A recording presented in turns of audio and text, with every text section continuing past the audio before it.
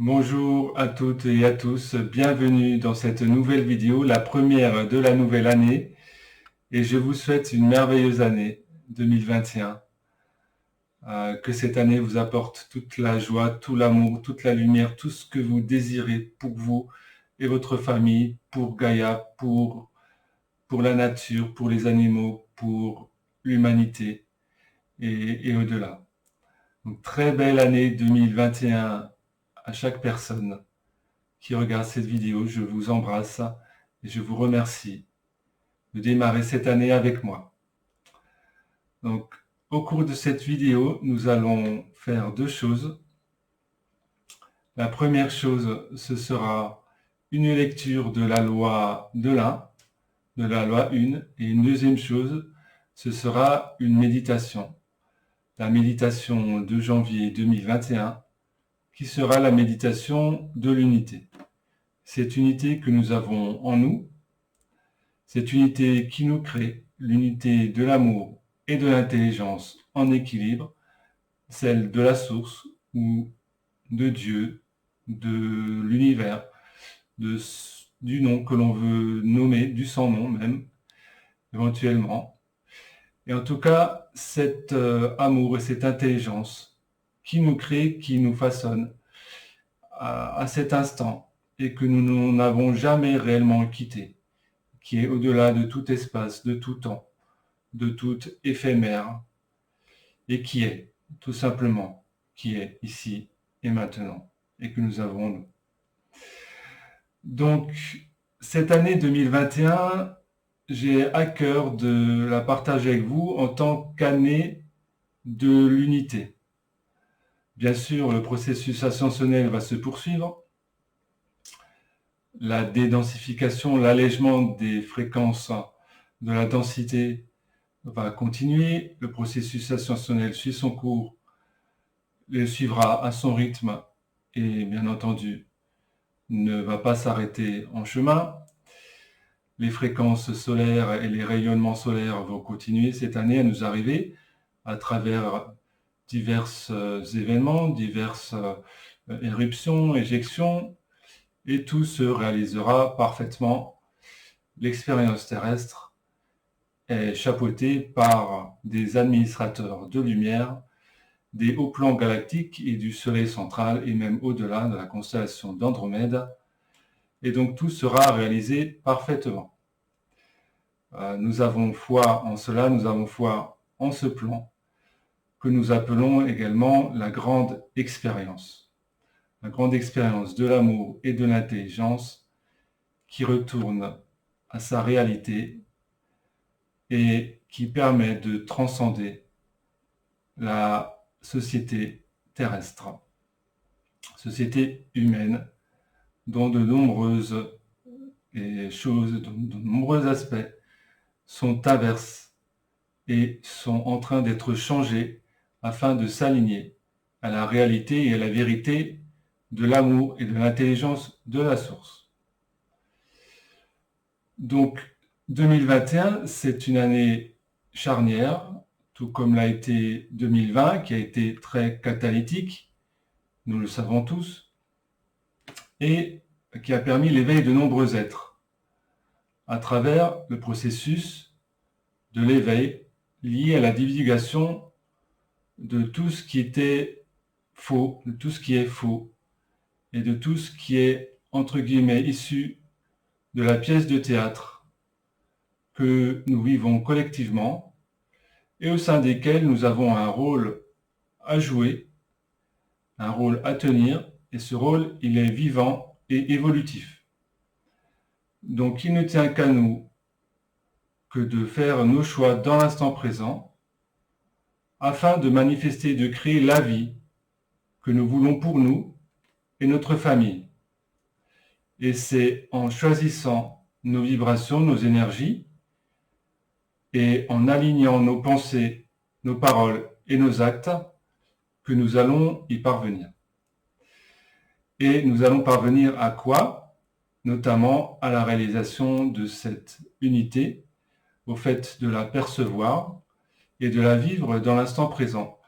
Et cette unité est très importante parce qu'elle va nous permettre d'aller vers la fluidité de l'être, la fluidité de la divine vibration qui nous anime, qui anime notre corps, qui le rend vivant, de notre conscience qui se focalise en notre point zéro, donc et qui crée le torus de notre complexe mental corps et esprit. Donc je vais vous lire l'extrait de la loi de l'un, qui est donc un extrait du Wikipédia de la Crystal Star. Donc vous trouvez ça sur le site du Crystal Star Center, donc c'est wiki.crystalstarcenter.com. C'est un site formidable où il y a des outils évolutionnaires et ascensionnels magnifiques et qui nous permettent d'aller vers cette réalisation que nous recherchons tous, vers cette ascension, cette élévation à différents degrés, à différents niveaux, en fonction de nos choix évolutionnaires et préincarnatoires. Donc, j'aimerais aussi rapidement parler de 2021. Donc, 2021, concernant les chiffres, on a le 2 et le 1. Donc, on a donc la dualité, le 2, qui devient l'unité, qui va vers l'unité, le 1. Dans le 3, le 2, le plus, le 1, qui est la trinité, donc qui est l'équilibre des saintes énergies trinitaires, qu'on peut également associer à la triple flamme du cœur, donc l'aspect michaélique, l'aspect marial et l'aspect christique. Et quand on est dans ces vibrations, dans ces énergies, on est dans l'unité, dans l'harmonie et dans la perfection, dans, j'ai envie de dire, le plus grand que l'on puisse être en tant qu'être humain. C'est ce que les grands maîtres ont fait, c'est l'activation de la triple flamme du cœur, par exemple. Alors, je vais commencer par la loi de l'un. Donc, la loi de l'un, c'est la compréhension que toute chose est faite d'énergie intelligente et est une partie du grand tout. Donc, la loi de l'un est une science sacrée des mécanismes de la conscience christique, et ce sont les lois naturelles qui gouvernent notre création universelle. La vérité éternelle est l'amour éternel, et l'amour éternel est la conscience organique de l'infini créateur, ou Dieu, si on veut l'appeler ainsi, ou source. La conscience de l'amour éternel incarné est dans une forme, est l'intelligence de l'unité et est simultanément reconnue comme la lumière vivante du Christ. La conscience de l'unité ne fait qu'un avec Dieu, et la conscience de l'unité donne un lieu à la lumière vivante du Christ. La lumière vivante actualisée dans une forme est l'incarnation d'un humain d'humain éternel. Donc, il s'agit bien de conscientiser aussi que c'est la vibration, c'est la divine fréquence qui crée la forme. Donc, c'est notre conscience qui permet de co-créer le monde dans lequel nous vivons, avec bien sûr la conscience du logos solaire, Helios Vesta, et celle de Urantia Gaïa, celle de Urantia Gaïa, au sein duquel nous évoluons. Donc, nous évoluons au sein d'une grande co-création. Et toutes les âmes vivent le même voyage, mais chaque âme évolue à un niveau différent. Donc, en pratiquant la conscience d'unité, nous pouvons directement refléter l'image de l'amour divin et être éternellement protégés. Être un avec le tout, comme l'un est tout avec Dieu, source, univers, multivers, omnivers, tout ce qui est. Donc l'enseignement de la loi de l'un décrit les lois spirituelles qui gouvernent notre évolution spirituelle pour chaque dimension. C'est un système philosophique humaniste qui unifie la cosmologie, la science, les droits humains et le spiritualisme. Dit simplement, la loi de l'un est la vérité universelle que tout est un. c'est le véritable enseignement du Christ lorsqu'il proclamait « Aime ton voisin comme tu t'aimes toi-même ». Donc, nous avons tous des expressions directes de la source unique, divine, ou Dieu, on peut l'appeler Dieu. La loi de l'un est une réalité énergétique et est un accord créationnel avec les races fondatrices. Donc, notamment, on cite la famille de l'entité de Ra, Melchizedek, Urs, les races Aurora, et il doit y en avoir également d'autres. Les lois de l'un, la loi de l'un est pratiquée par les races évoluées et l'avancée, qui promeuvent l'autoresponsabilité et la responsabilité dans notre matrice temporelle universelle à travers la compréhension de l'interconnexion énergétique qui existe entre chaque chose vivante. La loi de l'un exprime et reconnaît l'interconnexion, la valeur et l'interdépendance de l'esprit et de la conscience qui anime chaque chose. Donc c'est le chemin vers GSF, donc God Sovereign Free, ou Dieu souverain et libre. Okay, où l'on devient libre à partir du moment où on reconnaît sa propre divinité et on s'aligne à cette divinité en nous. Donc il y a des principes immuables, fondamentaux et fondamentales qui constituent la loi de l'un. Donc la première, c'est la conscience de l'unité. La deuxième, c'est s'aimer soi-même. La troisième, c'est aimer les autres. La quatrième, c'est aimer la terre et la nature. La cinquième, c'est être au service des autres. La sixième, c'est l'expansion de la conscience. Et la septième, c'est la co-création responsable. Donc le service aux autres. C'est lorsque les actions des autres nous font ressentir de l'inconfort, nous pouvons nous alléger en cultivant l'attitude juste envers nous-mêmes. La loi de l'un est la véritable vérité que tout est un, ainsi quelqu'un qui pratique la compréhension de cette vérité agit et prend les décisions basées sur la conscience que chaque action a une conséquence sur soi et sur les autres. De plus, quelqu'un qui vit la loi de l'un comprend que lorsqu'une personne souffre, tout le monde souffre, qu'il le réalise ou non. En tant qu'être divin, être dans la compassion envers les autres, c'est être en harmonie dans une relation juste avec soi-même.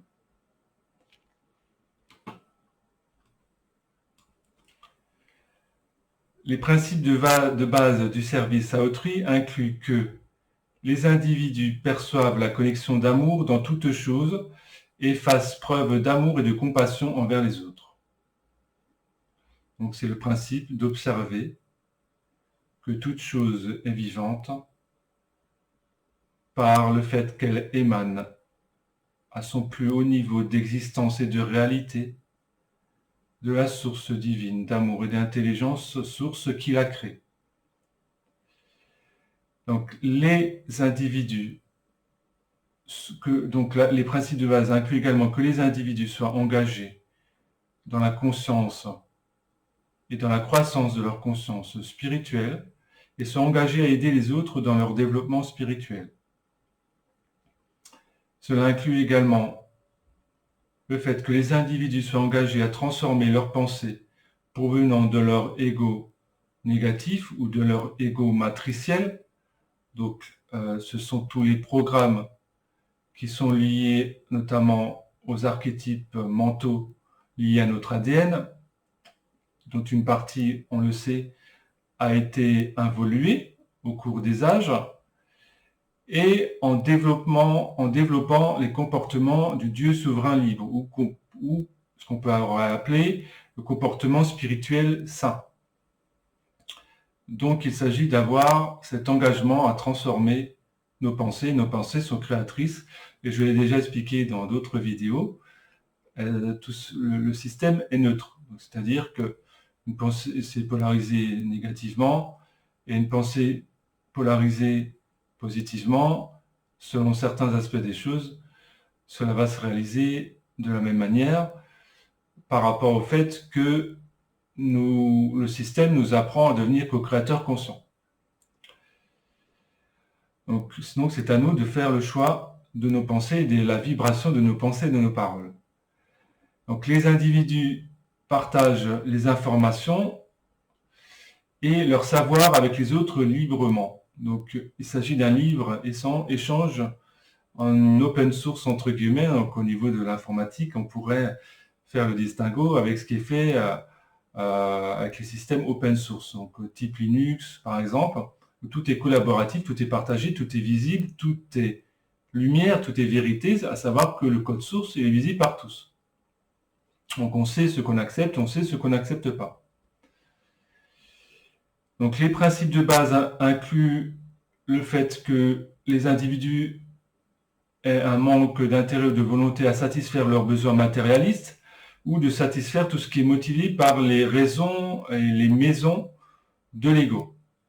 Donc, tout ce qui sert l'ego, donc ce sont des principes involutifs. Donc, tout si on va vers le service de l'ego ou le service de la matrice distordue que nous connaissons, on va vers des principes de dédensification, vers des principes qui nous éloignent de la fréquence et de la vérité divine, de la vibration, qui est lumière et amour infini.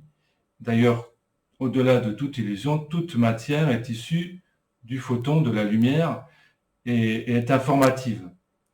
Donc c'est pour ça qu'avec notre conscience, on peut élever la vibration des lieux, rien qu'en y pensant et rien qu'en ayant la volonté, le désir. Parce que, encore une fois, nous sommes partie prenante dans ce processus, dans cette matrice, nous la co-créons à l'aide de notre conscience.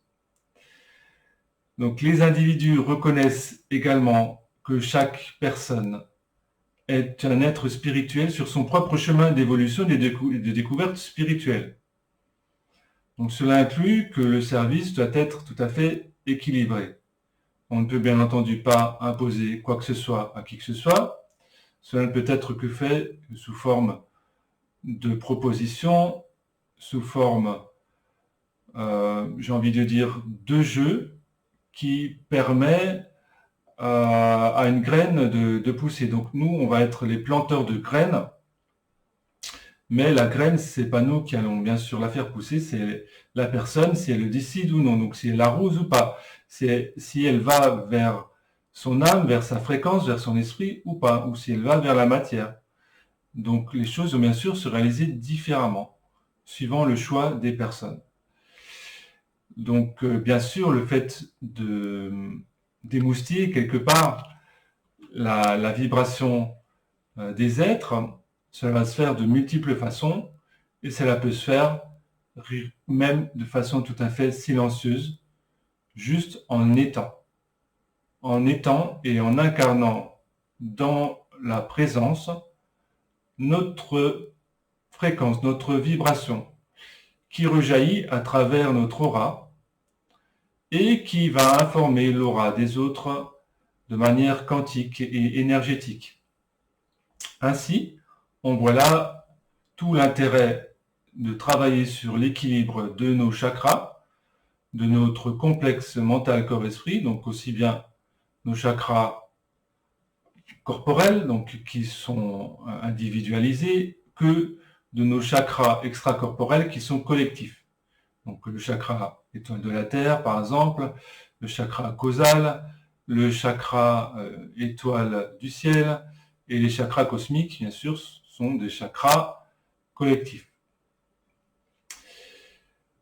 Donc, il nous importe de bien travailler sur nous afin, dans l'instant présent, être dans notre vibration, notre fréquence, dans notre équilibre. Et cela nous sert, nous, en premier lieu, bien sûr, mais comme tout est un, cela sert aussi les autres, la nature aussi, les animaux. Et on peut très bien réaliser des soins, des guérisons dans notre environnement sans même en avoir conscience, sans s'en rendre compte. En tout cas, des élévations, des déblocages. Parce que tout cela se fait via l'intelligence de la lumière. Donc les principes de base du service à autrui incluent également que les individus soient engagés à expérimenter une réalité commune d'un monde humaniste avec les autres sur Terre. Donc, cela inclut le fait d'être, selon mon ressenti, d'être dans cet amour inconditionnel qui fait qu'on ne juge aucunement les autres et qu'on observe le fait que chacun est ce qu'il est, ce qui est dans l'instant présent. Et qu'on a tous cette variance et cette vivacité, le fait que notre fréquence est vivante et qu'on peut monter, descendre quelque peu. Et même si on travaille sur nous, il se peut très bien qu'on ait des moments où on soit plus bas en fréquence et des moments plus élevés parce qu'il y a des choses qui nous dépassent et qui sont de l'ordre cosmique et cosmologique également. Donc ça, c'est important. Quoi qu'il en soit, il est important d'avoir toujours conscience que nous sommes dans une expérience d'unité, y compris avec les êtres que l'on pourrait nommer involutifs ou de polarité négative du service de soi, qui finalement nous servent à faire nos choix et qui nous permettent de prendre en tant que miroir, qui nous permettent de voir ce qu'il y a en nous à travailler afin d'une part de ne plus les vibrer, de ne plus les attirer et d'aller vers notre propre vérité, vers notre alignement avec ce que nous sommes, notre divine fréquence. Donc, concernant le monde humaniste, donc l'interprétation de la loi de l'Inde dans le contexte de l'ascension spirituelle est une philosophie égalitaire qui tend à l'évolution de l'humanité vers des objectifs humanistes, et l'étude de l'ascension existe comme modèle d'évolution pour une planète et pour l'humanité. Le point d'honneur qui est mis à l'étude de la spiritualité intérieure, basée sur l'engagement personnel d'élargir sa propre conscience et son sentiment de bienveillance envers la vie. Parce que nous sommes la vie, et nous sommes capables d'incarner les fréquences du Christ en nous. Alors bien sûr, ça va se manifester de différentes manières pour chaque personne. Chaque personne, à sa manière, va pouvoir incarner ces fréquences. Donc, lorsque nous élargissons notre conscience, nous changeons de perspective et nous ressentons notre interconnexion avec toute vie et nous nous orientons vers le service des autres et ainsi reflétons la vérité intérieure. Donc, c'est la vérité du cœur. Car il n'y a qu'un seul cœur et il y a le cœur de l'un, donc le cœur du tout, qui est fractalisé et qui est finalement présent en notre propre cœur. Mais le cœur est un, il est unité, il est unifié. Et donc c'est lorsque jaillit cette réalité, cette vérité du cœur à l'extérieur, on voit que toute vie est une et toute expérience est une. Et finalement, toute conscience est une également. Donc une seule source, une seule vérité, qui est celle de la totalité. Donc, lorsque nous expérimentons cette connexion spirituelle énergétique, nous désirons intrinsèquement être gentils, donc être bons, être serviables, et nous cherchons la collaboration avec les autres pour développer des structures supérieures qui placent la valeur sur les êtres humains et sur un système de valeurs d'un monde humaniste. Au niveau des droits humains, donc les droits humains sont divers principes que l'on pourrait dire moraux. En tout cas, ils décrivent un certain nombre de standards de comportement humain et ils sont issus des lois naturelles de la source divine, la loi de l'un. Donc j'ai le droit de prendre soin de moi-même, de me protéger de toute maltraitance physique, mentale, émotionnelle ou spirituelle. J'ai le droit d'établir mes priorités et de choisir ma manière de vivre sur Terre, tant que cela nuit pas aux autres intentionnellement. J'ai le droit d'exprimer mes ressentis, mes opinions et désirs. J'ai le droit d'être traité avec respect. J'ai le droit de créer une vie heureuse, saine et basée sur un objectif spirituel. J'ai le droit d'être Dieu, donc d'être la source, ma divine fréquence incarnée, souverain et libre, et de diriger mes énergies et ma force vitale. Au niveau du premier principe, Donc il y a 7 principes que nous allons passer en revue. Donc il y a le premier principe qui est la conscience de l'unité. Donc la loi de l'un est la compréhension que toute chose est faite d'énergie intelligente et font partie du tout. La loi de l'un est la science donc sacrée des mécaniques de la conscience et sont les lois naturelles qui gouvernent notre création universelle. L'éternelle vérité est l'amour éternel et l'amour éternel est la conscience organique de l'infini créateur ou Dieu, la conscience de l'amour éternel incarné dans une forme, l'intelligence de l'unité et c'est un peu redondant ça.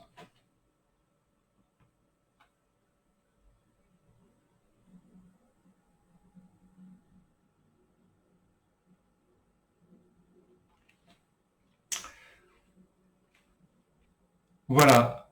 Après les droits humains, je vais passer aux principes que je vais énoncer. Donc cela va être un peu redondant par rapport à ce qui a déjà été dit, mais il est quand même important de réentendre ces principes de façon à bien les conscientiser. Il serait même intéressant, à mon avis, mais bien sûr chacun le décide pour soi, c'est de méditer sur chacun des principes qui vont être énoncés. Par exemple, lire un principe, lire un énoncé, ensuite se mettre en méditation, aller dans une méditation du silence et se relier à sa conscience et voir ce que cela crée en nous, en quoi cela résonne. Donc, le premier principe est la conscience de l'unité. Donc, la loi de l'un est la compréhension que toute chose est faite d'énergie intelligente et font partie du tout. Donc, je rappelle qu'il y a 2 aspects qui existent au niveau de la source. Le premier, c'est l'amour intelligent et le deuxième, c'est l'intelligence aimante. Et l'amour intelligent et l'intelligence aimante sont un. Ils sont unifiés. Et l'un est la réflexion de l'autre et l'autre est la réflexion de l'un.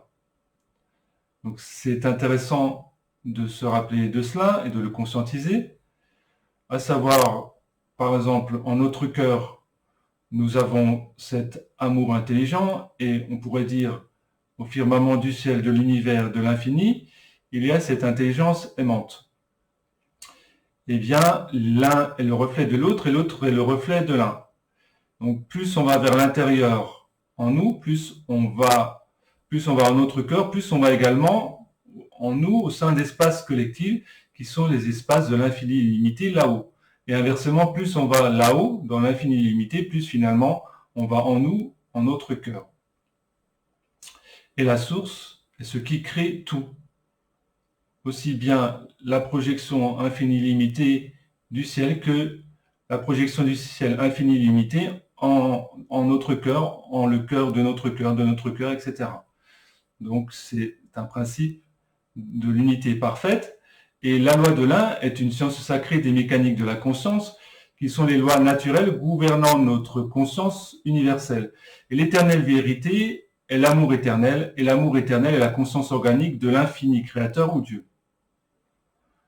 La conscience de l'amour éternel incarné dans une forme est l'intelligence de l'unité, et elle est simultanément reconnue comme la lumière intérieure du Christus.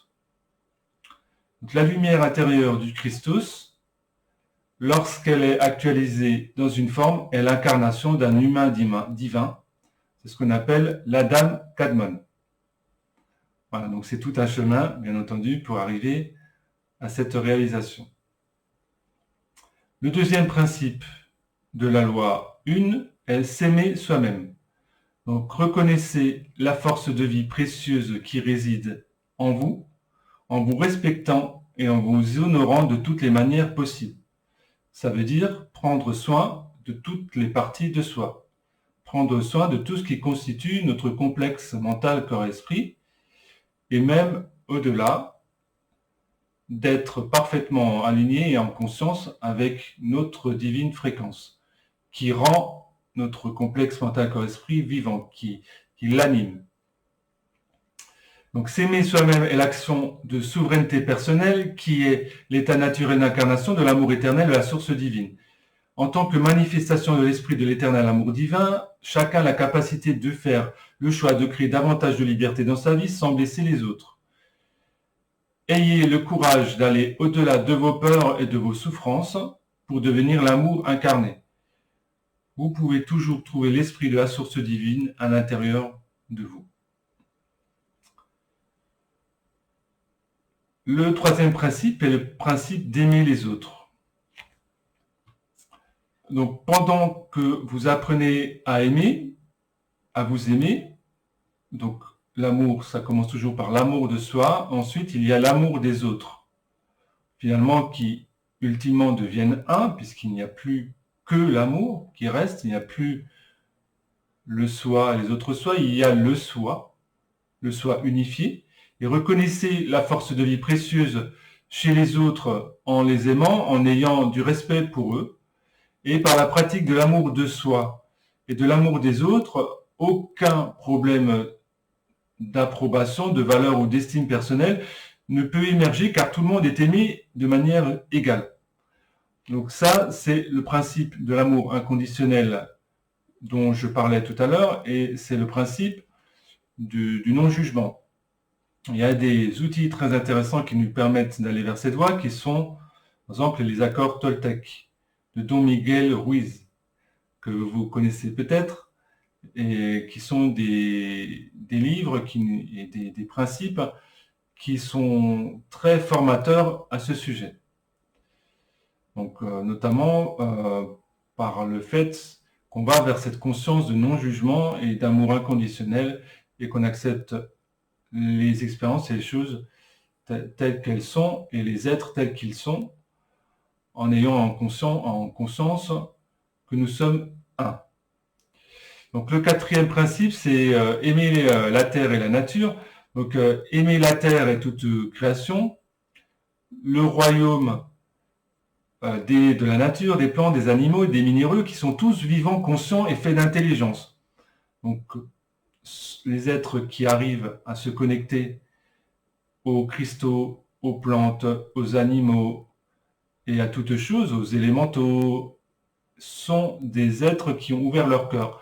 Et c'est par l'unité et la conscience de l'unité du cœur que l'on peut conscientiser tout cela. Donc, le quatrième principe, c'est aimer la terre et la nature. Aimer la terre et toutes ses créations, le royaume de la nature, des plantes, des animaux et les minéraux qui sont tous vivants, conscients et faits d'énergie intelligente.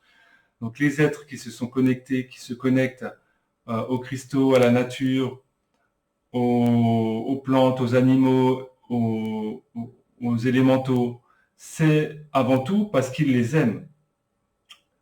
Et l'amour, ça vient du cœur, ça vient de l'intérieur.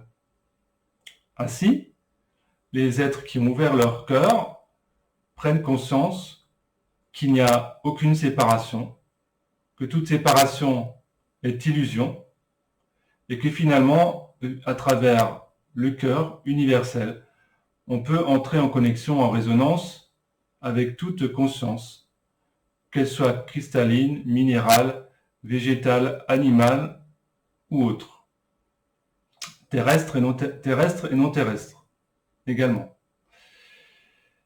Donc, reconnaissez la force de vie précieuse présente dans toutes les créations de Dieu ou de la source, en ayant du respect pour la nature, ceux qui concourent à faire ainsi rétablir l'équilibre et l'harmonie avec la nature, l'équilibre intelligence de toute création terrestre répondront pour coopérer avec l'humanité.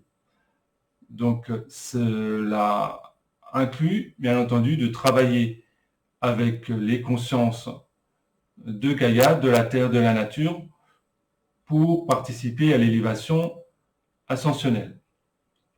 Car nombreuses d'entre elles sont en avance et sont déjà dans des aspects ascensionnés d'unité et d'amour, vers lesquels les êtres humains qui le décident peuvent se diriger.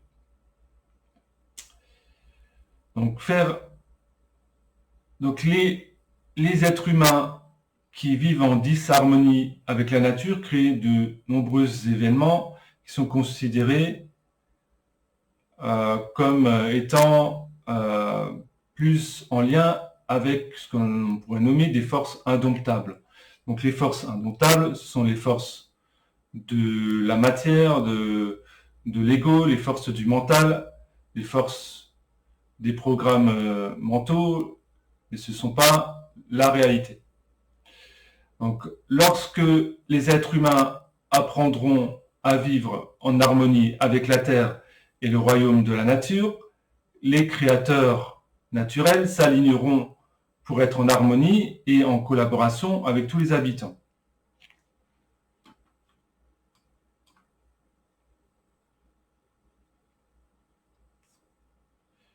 Donc, le cinquième principe, c'est le service aux autres. Donc, c'est en vous aimant vous-même et en honorant votre chemin, trouver des méthodes pour être au service des autres qui ne vont pas au-delà des limites personnelles du discernement. Être au service n'inclut pas les modèles malsains tels que les schémas victime, bourreau, le parasitage ou le vampirisme émotionnel. Et c'est quelque chose d'important, donc c'est sortir aussi de ce schéma sauveur, bourreau, victime, afin d'être dans sa propre vérité. Et car finalement, il n'y a personne à sauver, nous ne sommes bien sûr ni bourreaux et nous ne sommes pas non plus victimes de quoi que ce soit. Donc, nous sommes au service des autres et être au service des autres n'est pas à prendre en compte d'un point de vue de l'ego, des attentes et des attachements. Donc, il faut faire attention aux attachements émotionnels. Notamment, on peut avoir des attachements émotionnels avec les membres de notre famille, mais ce sont des êtres divins et éternels et ils ont le droit, bien entendu, d'avancer à leur rythme et de créer leur propre chemin de réunification avec leur vérité intérieure. Donc, s'ils choisissent la matière ici et maintenant, personne n'est à blâmer.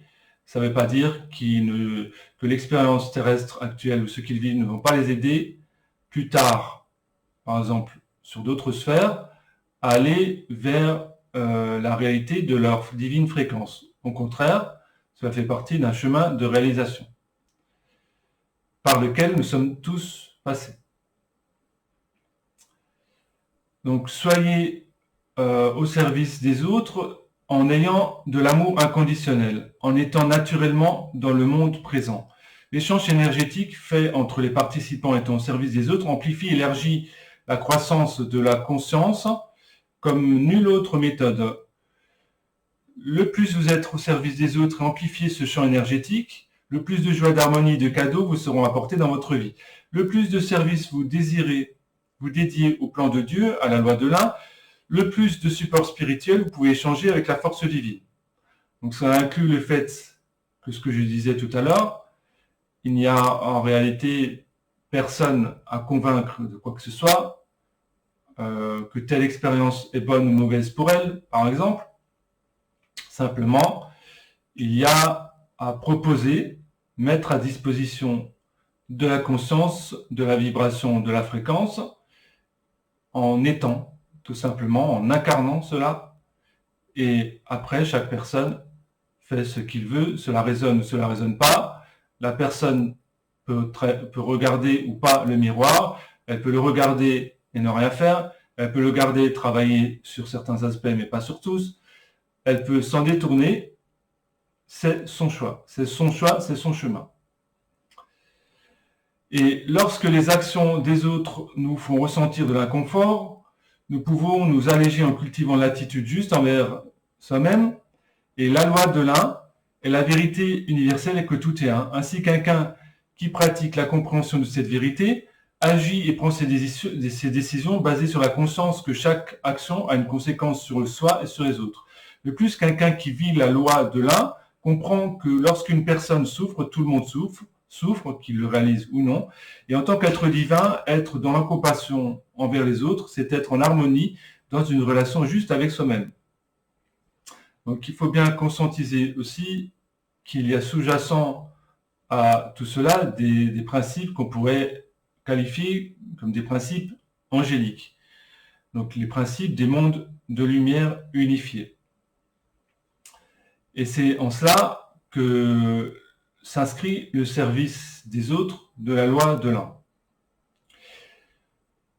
Le sixième principe est le principe donc de l'expansion de la conscience. Donc, apprenez à développer la clarté intérieure et l'intégrité spirituelle dans le but de développer la conscience personnelle et ou l'identité spirituelle. Donc, pour incarner son identité spirituelle, votre esprit doit être initié et discipliné. Donc, on parle du mental, hein. Quand on dit l'esprit, on ne parle pas du Saint-Esprit, on parle du mental. Donc, votre esprit doit être initié et discipliné. Si l'ego a l'autorité du corps, cela va empêcher l'incarnation de l'identité spirituelle. Donc, il est important de se désidentifier de notre ego.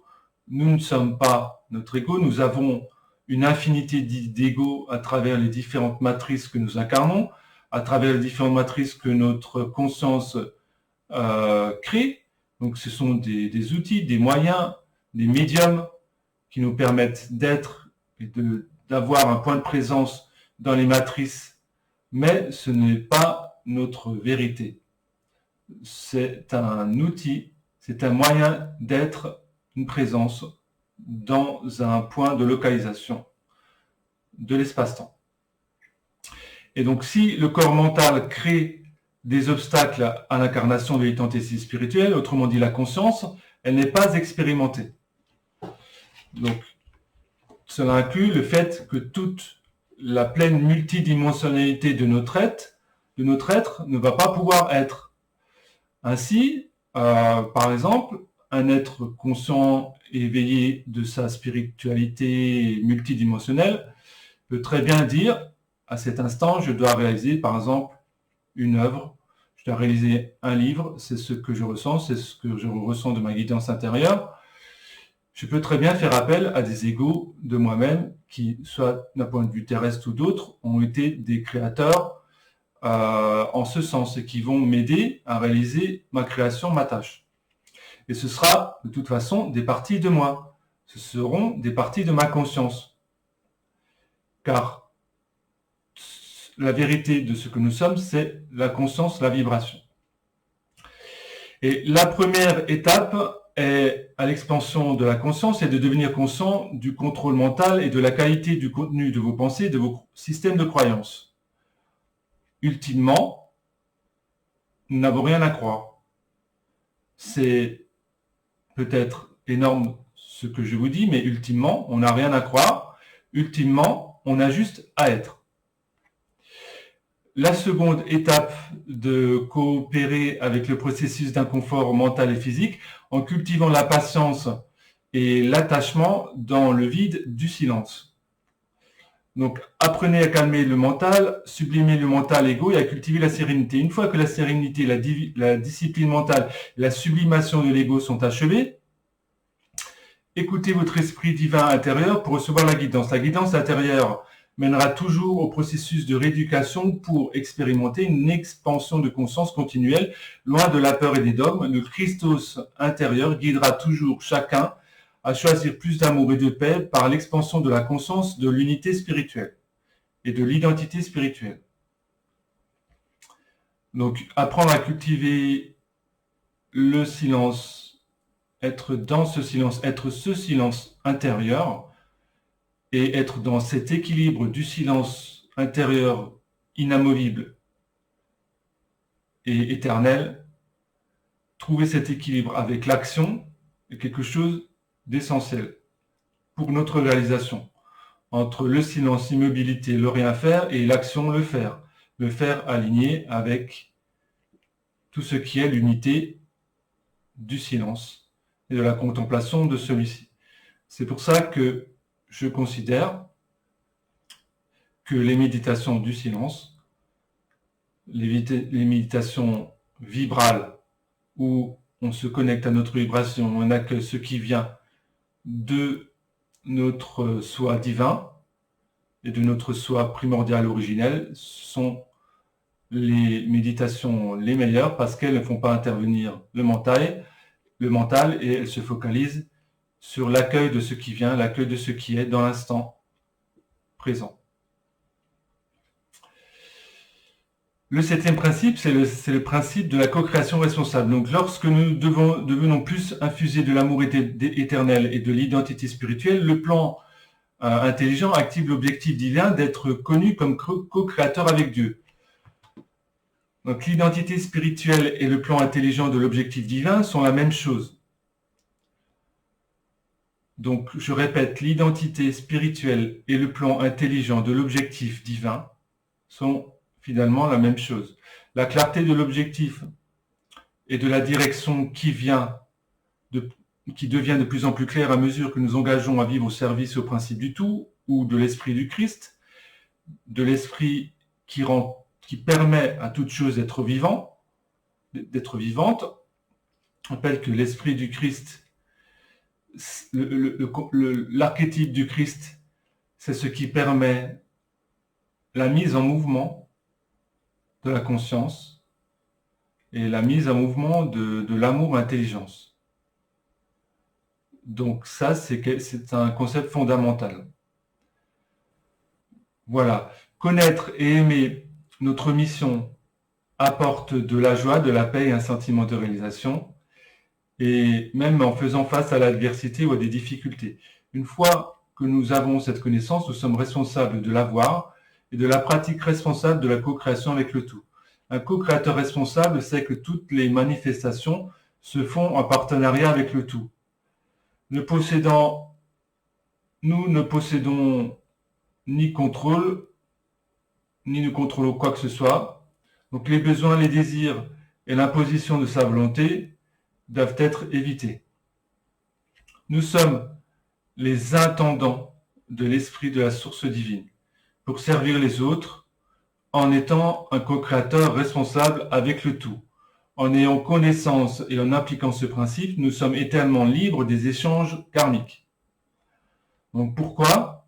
Parce que en faisant que c'est le tout, donc notre divine conscience, notre conscience qui, elle, est au-delà du jeu, au-delà des matrices, au-delà des archétypes de nos incarnations, elle a une vision, envie de dire, une vision au-delà de nous-mêmes en tant qu'être incarné, en tant qu'au-delà de nous-mêmes que dans les matrices, en tant que d'au-delà de nous-mêmes dans l'espace-temps. Et c'est pour ça que c'est elle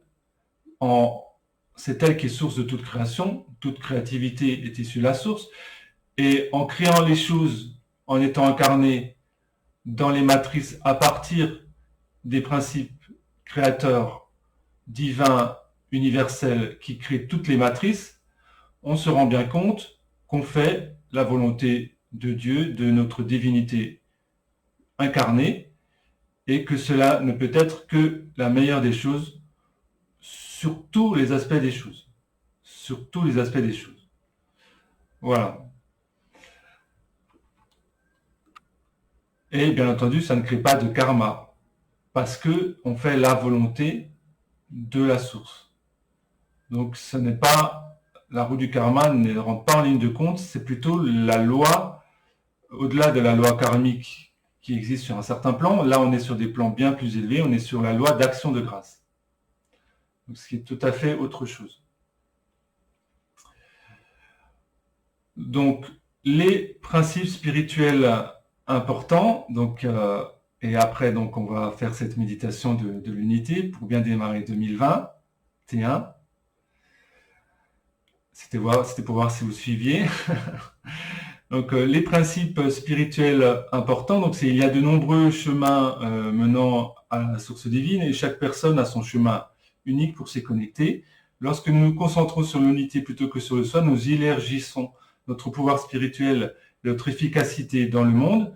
Nous pratiquons, notre pratique spirituelle, doit être juste pour nous et pouvoir être au niveau de nos propres capacités, de notre propre niveau, dans l'instant présent. Donc c'est pas parce que par exemple on n'arrive pas à se connecter ou à faire certaines choses dans l'instant présent qu'on ne va pas y arriver à d'autres instants. Donc toutes les ressources sont données par Dieu, par la source, et nous devrions utiliser ces ressources pour servir la source, pour servir la totalité, comme nous faisons partie de cette pratique spirituelle, donc dans l'unité. Notre pratique spirituelle devrait être cohérente avec notre époque actuelle. Donc ce sont des principes comportementaux, pratiques et liés au système de croyances qui sont nécessaires pour que l'humanité apprenne à acquérir davantage de liberté spirituelle et de souveraineté en s'engageant à se rééduquer pour élargir sa conscience vers des réalités de fréquences plus élevées qui nous permettent de progresser vers des lignes de temps du futur pendant le cycle de l'ascension. Donc, en manifestant ça pour nous, on peut très bien se trouver, par exemple, dans des circonstances de 4e ou 5e, ou même ponctuellement extracorporelles de 6e dimension. Et donc, en ce cas-là, on peut co-créer les meilleures lignes de temps pour nous. Et les lignes de temps de l'humanité, c'est la somme des lignes de temps de chaque conscience incarnée au sein de l'humanité. Donc, la meilleure est la ligne de temps pour nous-mêmes, meilleure, globalement, est la ligne de temps pour l'humanité. Et il y a un principe également fondamental de la loi 1, c'est la gentillesse avant tout. Donc la gentillesse, ce n'est nullement une faiblesse, c'est plutôt une force.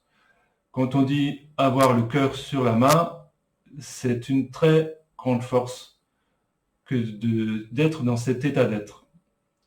Il est clair que nous faisons partie d'une chose énorme qui se passe actuellement sur Terre, ce qui est nommé la grande expérience par les administrateurs divins ou les administrateurs galactiques, les créateurs de monde, les races centrales du Soleil central et d'Andromède.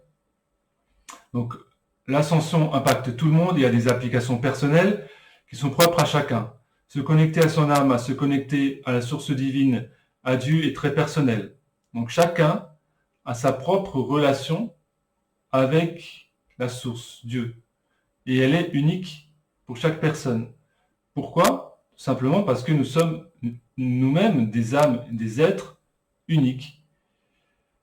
Et donc, c'est ainsi que chaque chose est unique et on voit là, dans cette unité et cette unicité, le fait que tout est vraiment la manifestation de l'infini illimité de l'amour intelligence, puisque ça va même jusqu'à se manifester de manière unique pour chacun d'entre nous.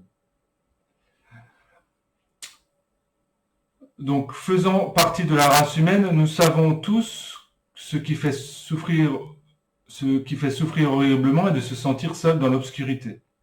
Lorsque nous sommes dans ce processus d'ascension, n'oubliez pas qu'il s'agit d'être et d'incarner ce que nous sommes, et notamment les qualités de la gentillesse. Donc en honorant ce que nous sommes, en prenant le temps dont nous avons besoin, nous nous octroyons de l'espace pour nous soigner et pour nous ressourcer et pour incarner l'amour que nous sommes. L'amour et l'intelligence de l'amour, l'intelligence du cœur. Et en ayant des gestes amicaux et gentils envers les autres, donc en émanant ce que nous sommes, cela d'une part, nous permettent d'incarner ce que nous sommes, et d'autre part, cela aide aussi, par l'exemple et le miroir, les autres. Et par exemple, une seconde de gentillesse peut élever un enfant ou une personne à accomplir l'extraordinaire qui lui permet de trouver son âme. Donc, l'âme ne juge aucunement l'expérience, elle contemple l'expérience, et lorsque nous quittons l'incarnation, lorsque nous arrêtons de nous focaliser dans une matrice et que nous allons voir les choses du côté de l'aspect de l'âme, de l'aspect de l'esprit, de l'aspect spirituel, eh bien, nous ne jugeons pas les choses, mais nous les observons, nous les contemplons et nous observons les réalisations. Et lorsque nous avons atteint certaines réalisations, nous allons les mettre en pratique dans nos incarnations suivantes et nous allons continuer à travailler et à nous réunir avec d'autres réalisations parce qu'au final, au niveau de ce que nous sommes, au niveau de notre soi originel et primordial, nous sommes déjà pleinement et totalement réalisés. Nous connaissons déjà totalement toutes les lois et les règles spirituelles. Nous les avons déjà expérimentées, nous les expérimentons ici et maintenant de multiples façons dans les espaces-temps et les univers parallèles. Mais le fait de s'incarner dans certaines matrices, donc dans certains jeux, nous permet d'avoir et d'engranger une compréhension de nous-mêmes plus importante, et en cela de participer à l'expansion de la conscience qui nous crée, qui nous anime et que nous sommes. Et cela sert également, in fine, à la croissance de l'univers, de sa conscience, de la croissance de l'univers qui continue à croître, à s'expanser, en ce sens que, comme je l'ai dit, ce que nous avons de plus profond à l'intérieur est reflété dans l'infini des hautes dimensions, et inversement, les hautes dimensions se condensent en le cœur du cœur, et l'un est le reflet de l'autre, et inversement. Voilà, j'espère que cette vidéo n'aura pas été trop longue pour vous, et que vous l'aurez regardée entièrement. Je vous en remercie.